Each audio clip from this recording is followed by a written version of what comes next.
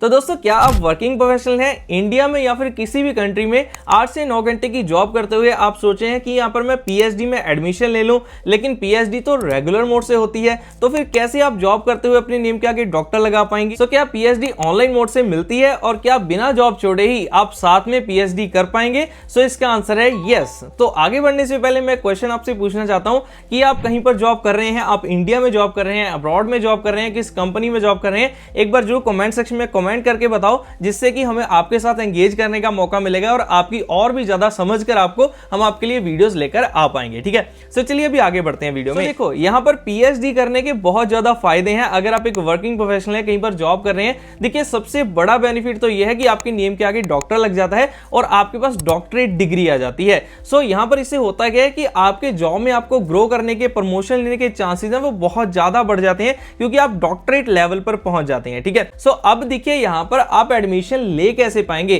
कहां से आप ऑनलाइन पीएचडी कर पाएंगे, कैसे स्टडी कर पाएंगे, सो ये सारी चीजें हम आज की वीडियो में डिस्कस करने वाले हैं। सो गाइस, अगर सारी चीजों को ध्यान से समझना है तो वीडियो को एंड तक पूरा वॉच कर लेना। सो चलिए आज के टॉपिक को शुरू करते हैं, जो कि हमारा टॉपिक है PhD for working professionals. So let's start the video.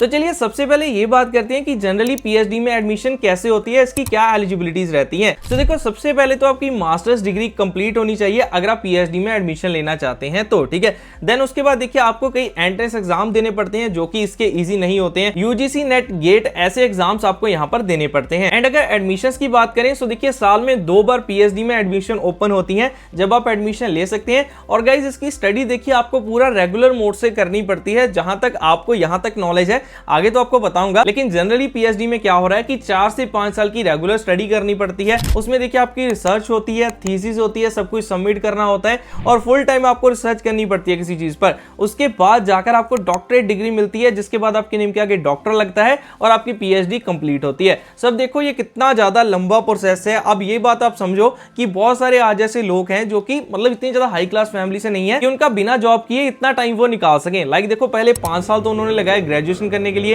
Post graduation करने के लिए, उसके बाद फिर से 4 से 5 साल वो लगाएं कि वो रेगुलर मोड से जाकर पीएचडी करें। तो ये बहुत ज्यादा मुश्किल हो जाता है। ठीक है, सो अब आपके पास कौन सा ऑप्शन है? जो आप वर्किंग प्रोफेशनल हैं, जॉब कर रहे हैं, देखिए आपको डॉक्टरेट डिग्री चाहिए, वो आपको मिल जाएगी। देखिए इसके जैसे एक सेम डिग्री और है जो कि बहुत ज्यादा पॉपुलर हो रही है। तो मैंने क्यों ऑनलाइन पीएचडी लिखा, क्योंकि यहां पर भी आपको डॉक्टरेट डिग्री मिल रही है एंड वहां पर भी डॉक्टरेट डिग्री मिल रही है। सो एंड तक वीडियो को देखना, आपको प्रॉपर सारी चीजें समझ आ जाएंगी। ठीक है, सो जो आप डिग्री कर सकते हैं, एडमिशन ले सकते हैं, वो आप ले सकते हैं डीबीए में। सो ये कोर्स अभी बहुत ज्यादा पॉपुलर हो रहा है। सो इसकी फुल फॉर्म है डॉक्टरेट ऑफ बिजनेस एडमिनिस्ट्रेशन। और अगर यहां पर हम ड्यूरेशन की बात करें, जैसे पीएचडी करने के लिए आपको 4 से 5 साल चाहिए, लेकिन यहां पर डीबीए सिर्फ आपकी 3 साल में ही कंप्लीट हो जाती है। सो यहां पर भी डिफरेंस देखो, और पहले उसकी एलिजिबिलिटी में अब डिफरेंस आपको समझाता हूं। देखिए डीबीए में एडमिशन लेने के लिए क्या एलिजिबिलिटी चाहिए। सबसे पहले अगर आपने बैचलर्स की है, बैचलर डिग्री आपने कंप्लीट की हुई है, उसके साथ आपको देखिए 3 से 5 साल का अगर आपका एक्सपीरियंस है, सो आप एलिजिबल है यहां पर डीबीए में एडमिशन ले सकते हैं।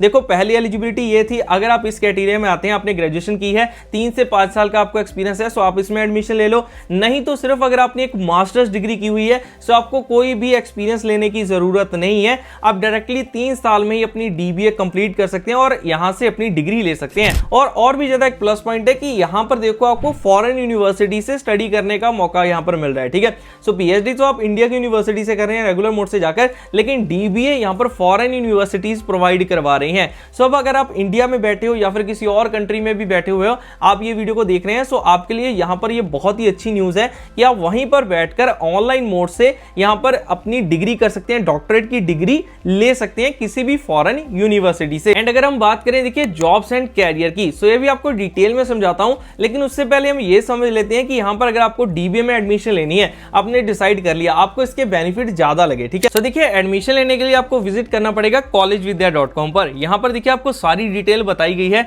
नंबर ऑफ यूनिवर्सिटीज, 3 यूनिवर्सिटीज हैं जो कि यहां पर डीबीए प्रोवाइड करा रही हैं और ये आपको एडमिशन कॉलेज विद्या के थ्रू ही मिलेगी। ठीक है, और इसकी एलिजिबिलिटी सब कुछ मैंने आपको यहां पर डिटेल में पहले ही समझा दिया है। तो देखो यहां पर अगर हम सबसे पहले ये देखें कि यूनिवर्सिटीज कौन सी हैं जो कि डीबीए प्रोवाइड करा रही हैं, सो देखिए Golden Gate University, Rushford business school और उसके बाद ESGCI school of business, Edgewood college. So ये सारी यूनिवर्सिटीज आपको देखिए प्रोवाइड करा रही हैं यहां पर डीबीए। ठीक है, सो यहां पर इसकी फीस प्राइस भी आपको साथ में दिखाई गई है। 12 लाख पूरे इस प्रोग्राम की, 8,12,500 है इसमें यहाँ पर रश फॉर बिजनेस स्कूल में, और 8,14,000 भी है, और 7 लाख की यहाँ पर मिनिमम आपको फीस तो देनी पड़ेगी अगर आप डीबीए कंप्लीट कर रहे हैं तो, ठीक है। अब ये भी समझ लो कि डीबीए करते कौन है ज्यादातर। देखो डीबीए करते हैं या तो वर्किंग प्रोफेशनल जो जॉब कर रहे हैं, या फिर ऐसे लोग जो कि अपने रुतबे के लिए अपनी नेम के आगे डॉक्टर चाहते हैं, वो किसी बड़ी पोजीशन पर हैं, ठीक है, किसी कंपनी के सीईओ हैं, या फिर वैसे उन्होंने कोई फाउंडर हैं वो किसी चीज के, किसी कंपनी के, सो वो चाह रहे हैं कि अपने नेम के आगे उनको रुतबे बढ़ाने के लिए लगानी है, सो वो यहाँ पर डीबीए करते हैं। इस लेवल की ये डिग्री है, आप इससे इसका लेवल समझ सकते हैं।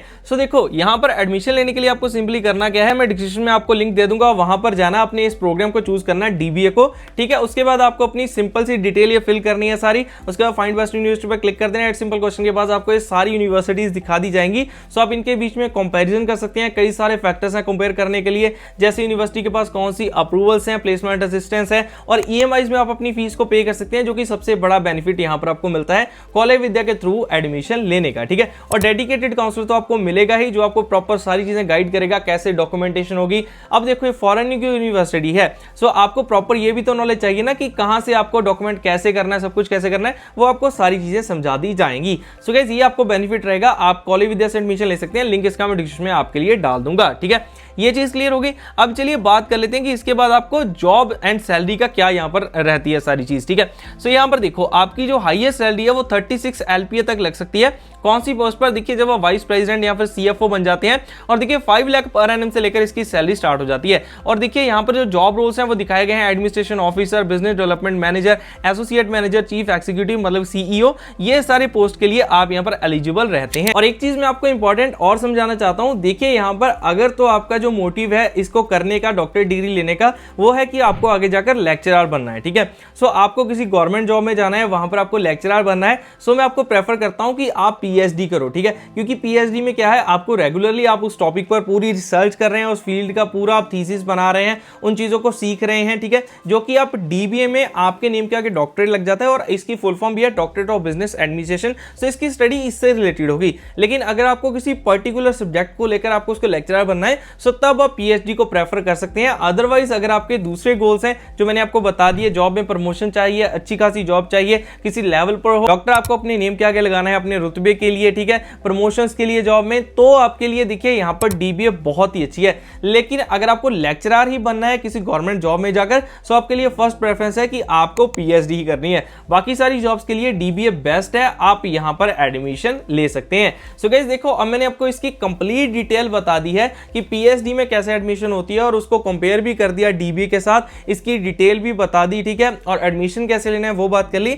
और किन को PhD में एडमिशन लेनी चाहिए वो भी बता दिया है। लेकिन फिर भी अगर कोई चीज रह जाती है, सो गाइस उसके लिए आप कमेंट सेक्शन में कमेंट कर सकते हैं, मैं उसके रिप्लाई करने की पूरी कोशिश करूंगा कि आपको सारी चीजें और भी मैं क्लियर कर सकूं। सो अब दोस्तों वीडियो आपको अच्छी लगी होगी, और जल्दी मिलते हैं ऐसी और भी नेक्स्ट वैल्यूएबल वीडियोस के साथ। उसके लिए चैनल को सब्सक्राइब करना बिल्कुल मत भूलना, और बेल आइकन को हिट जरूर कर लेना। सो गाइस चलिए मिलते हैं नेक्स्ट वीडियो में, तब तक के लिए आप सभी को गुड बाय।